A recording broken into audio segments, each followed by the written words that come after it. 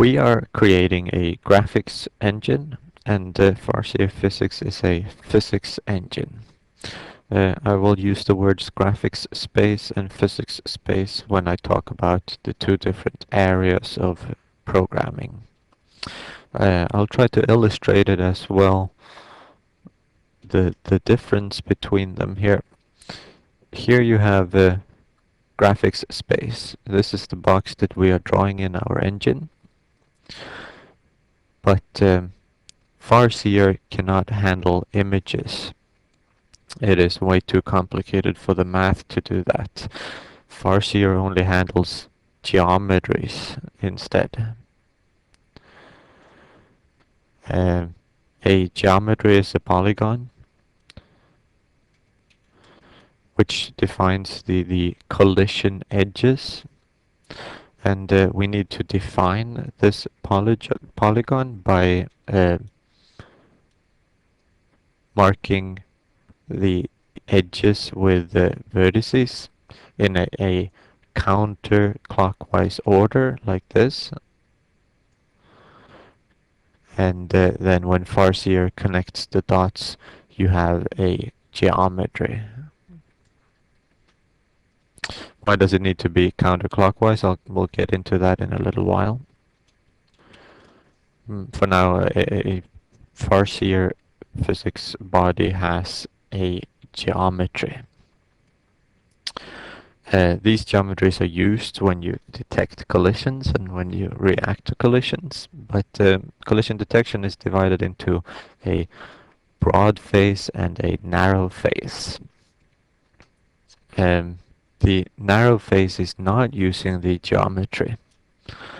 The broad face is the name of the part of the code that checks every single object in your game against every other object in the game.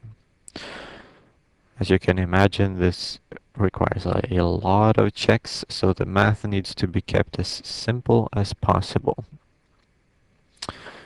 XNA comes with something called an axis-aligned bounding box.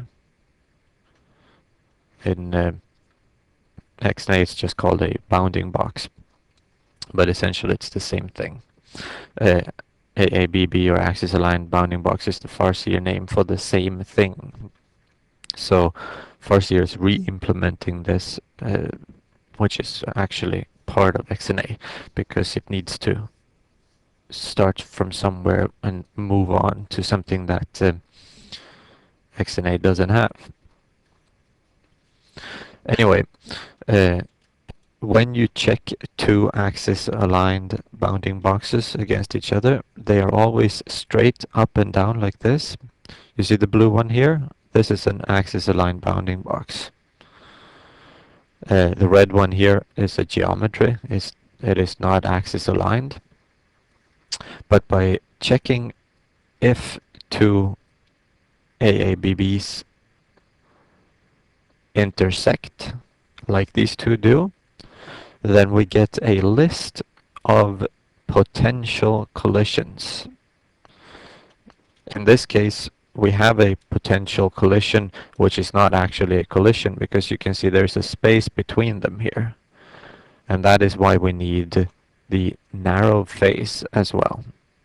Once we have the broad face collect potential collisions, we need the narrow face to determine the actual collisions. And since this list is much shorter, the math can be more complicated, and this is when we will use geometries, which are not part of XNA, they are part of Farseer. But we will not test geometries versus other geometries, because that is still too much math. So instead, we will test against a distance grid. Now in the narrow face, we will test a geometry against a distance grid.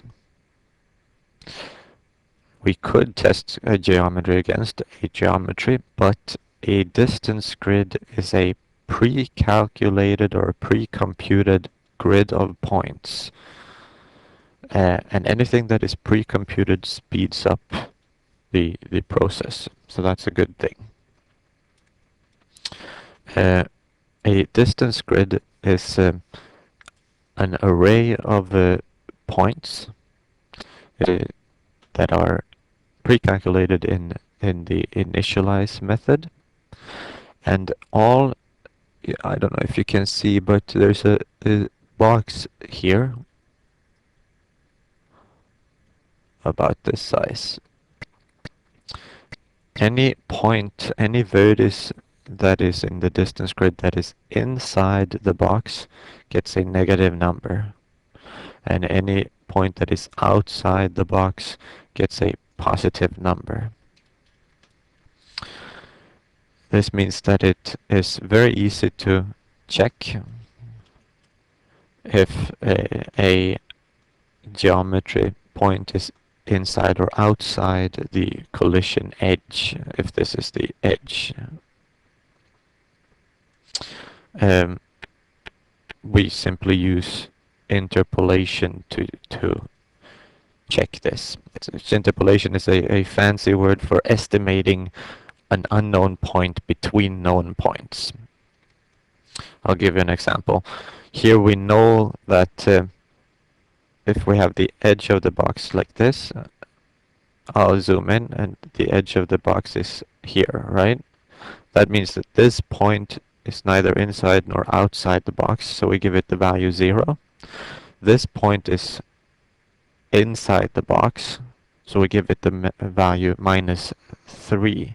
Now I'm just using one coordinate, one value of the coordinate as in x. I'm not using both x and y, but that's just to make it simpler on the screen.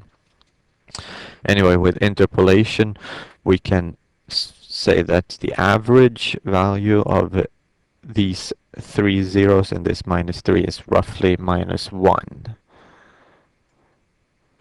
Which means that when we test this point of the geometry against the distance grid, we can determine that since it is -1, it must be inside and a collision has occurred.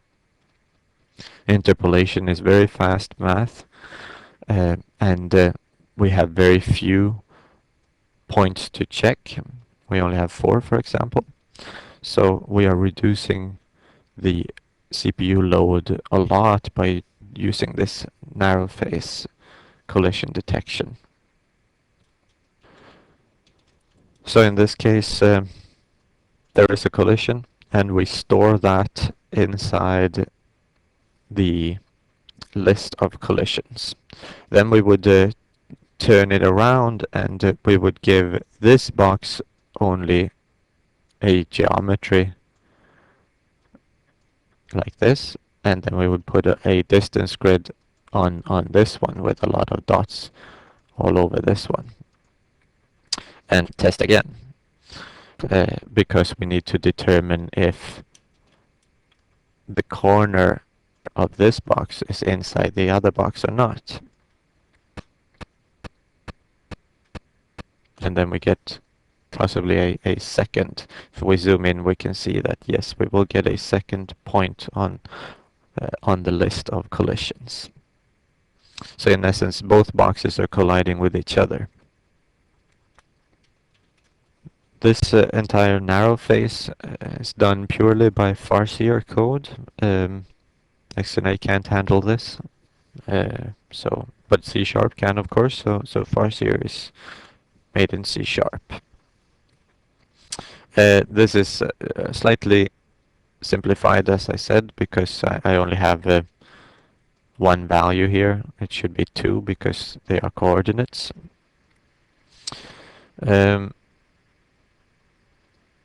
Something else I should mention. Yeah, the reason why you have to define these in counterclockwise order is because Farseer uses this counterclockwise order to determine which of these two will be positive and which one will be negative.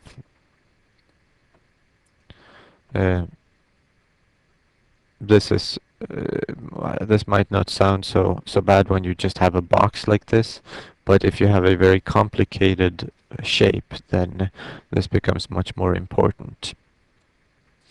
You still have to do them counterclockwise with simple shapes, but if you do a complicated shape, you'll realize that the computer needs to find a way of finding what is inside and outside, and Farseer uses counterclockwise as that method. I also simplified another thing too.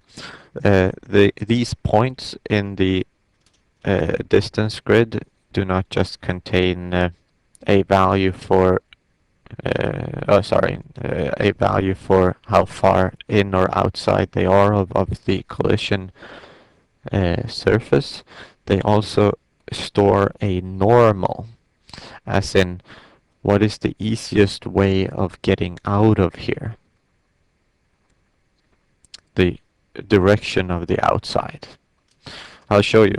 The normal for this point points straight up, the normal for this points straight out, and the normal points straight out to the side. And the normal for this one probably points up to that corner too. And if you interpolate these four values, you will get,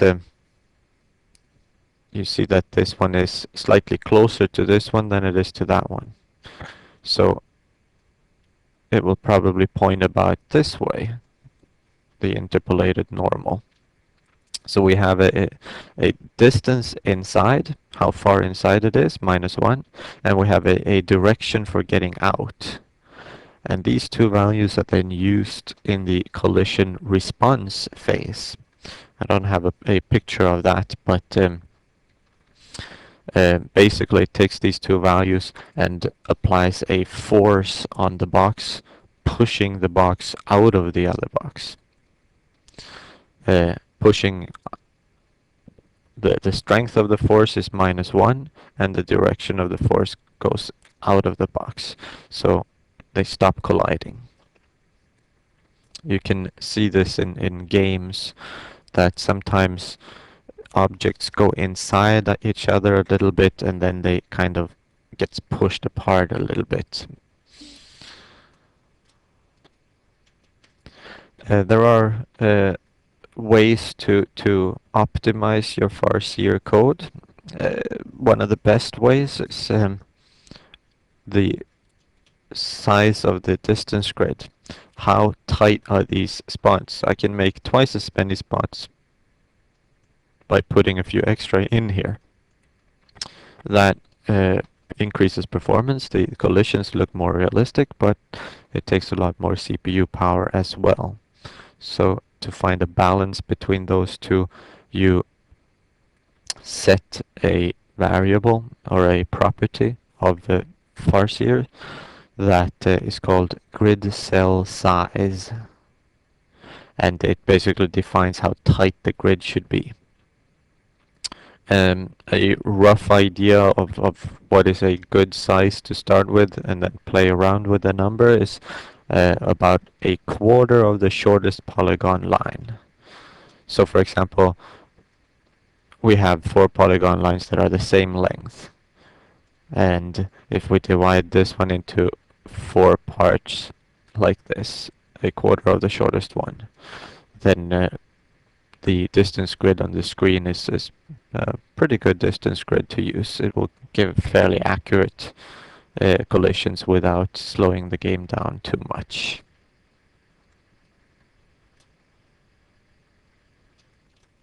Jeff Weaver has done a great job with Farseer physics. It will save you a lot of time. All of that complicated stuff I just went through is basically in practice done by two classes, two objects.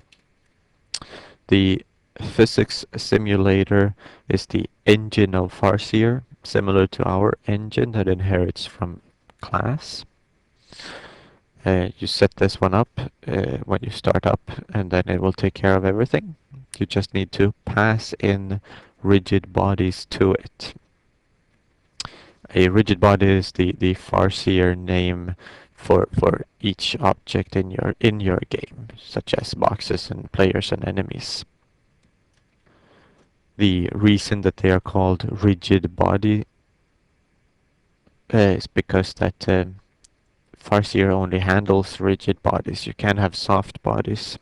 The math is way more complicated, and that's not something that you do in an evening. When you initialize, you need to set the mass of each object, of each body.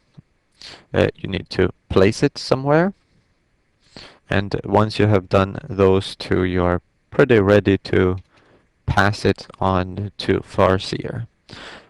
And the physics simulator has a method to receive, very similar to our load graphics content receives references to the sprite batch and the texture.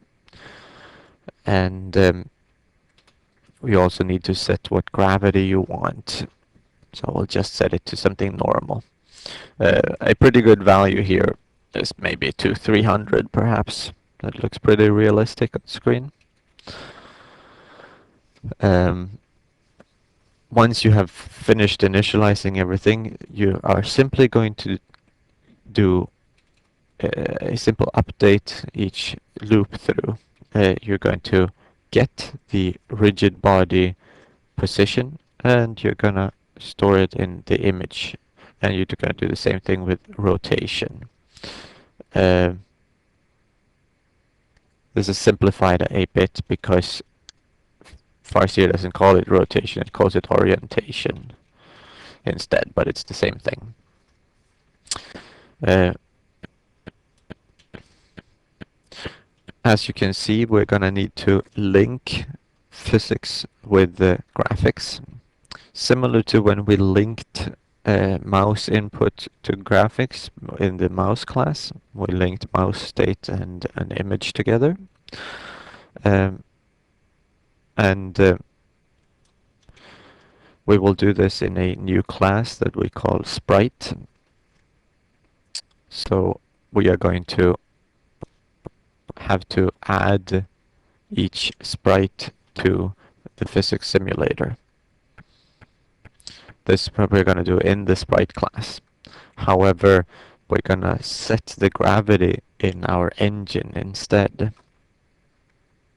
So as you can see, we're going to need to access the physics simulator from first the sprite class and then from the engine class. One way to do this is like with the load graphics content, you pass in a reference, similar to passing in a reference here. But we're not going to do it that way. We're going to use a singleton, mostly just so that we learn what a singleton is.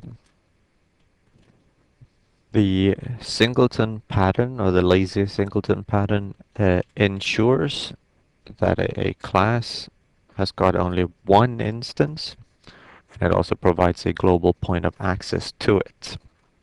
Lazy just means that the singleton will not be instantiated right away when we start the game, but only when we need it.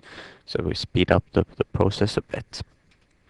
We could have just made a static object field and nothing else in the engine, for example, but we wouldn't have any control of when it instantiates, and it would instantiate right away. Okay. The process of making a singleton is to make a public sealed class.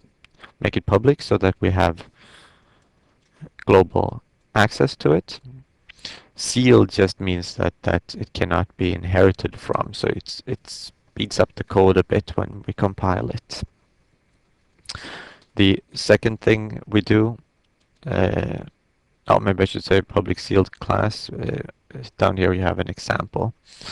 The second thing you do is a private static constructor with no parameters, like here. This essentially blocks other classes from instantiating it. And if we then have a read-only static object in the class, the object would be, for example, if we have uh, an object of the class image, such as our computer. We make that one static so that it belongs together with the constructor, uh, but we make it read-only so that we can't reassign to it. It will always be the same image class, this one, new image, no matter what we do. And then finally we make a public static property. Public so that we have global access to it. And that one simply just returns the static instance that we made up here.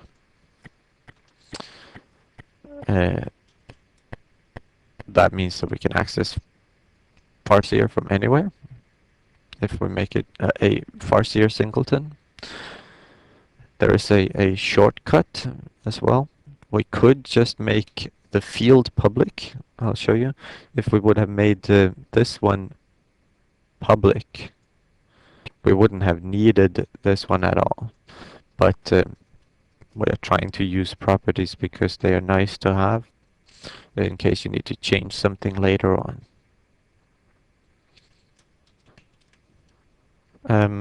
Some people don't like singletons. Some people say that isn't it enough to just pass a reference of the Farseer engine to each sprite?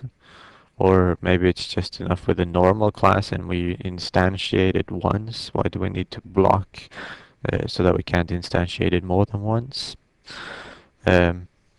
Some people compare a singleton to a global variable, which is generally considered a bad programming practice. I don't know, I kind of like singletons, but there are reasons not to use them. But you should be aware of their existence and you will see them in other people's code as well. So let's make a real singleton.